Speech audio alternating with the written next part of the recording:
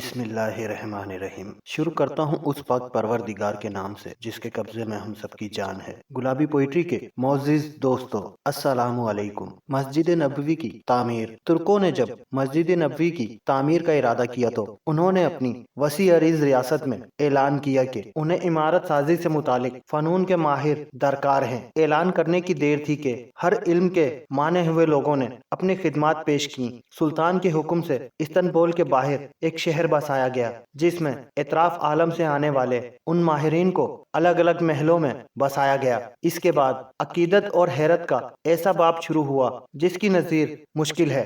خلیفہ وقت جو دنیا کا سب سے بڑا فرما روا تھا شہر میں آیا اور ہر شعبے کے ماہر کو تاکید کی کہ اپنے ذہین ترین بچے کو اپنا فن اس طرح سکھائے کہ اسے یکتا و بے مثال کر دے۔ اس آسنا میں ترک حکومت اس بچے کو حفظ قرآن اور شہ سوار بنائے گی۔ دنیا کی تاریخ کا یہ عجیب و غریب منصوبہ کئی سال جاری رہا۔ 25 سال بعد نوجوانوں کی ایسی جماعت تیار ہوئی جو نہ صرف اپنے شعبے میں یکتا روزگار تھے بلکہ ہر شخص حافظ قرآن اور با عمل مسلمان بھی تھا۔ یہ لگ بھگ 500 لوگ تھے۔ اسی دوران ترکوں نے پتھروں کی نئی کانیں دریافت کی، جنگلوں سے لکڑیاں کٹوائیں، تختے حاصل کیے گئے اور شیشے کا سامان بہم پہنچایا گیا۔ یہ سارا سامان نبی کریم صلی اللہ علیہ وسلم کے شہر پہنچایا گیا تو ادب کا یہ عالم تھا کہ اسے رکھنے کے لیے مدینے سے دور ایک بستی بسائی گئی تاکہ شور سے مدینے کا ماحول خراب نہ ہو۔ نبی صلی اللہ علیہ وسلم کے ادب کی وجہ سے اگر کسی پتھر میں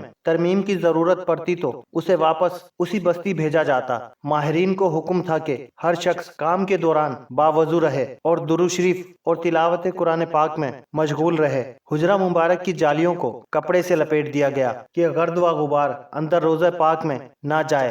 ستون لگائے گئے کہ ریاض الجنت اور روزہ پاک پر مٹی نہ گرے۔ یہ کام 15 سال تک چلتا رہا اور تاریخ عالم گواہ ہے ایسی محبت، ایسی عقیدت سے کوئی تعمیر نہ کبھی پہلے ہوئی اور نہ کبھی بعد میں ہوگی۔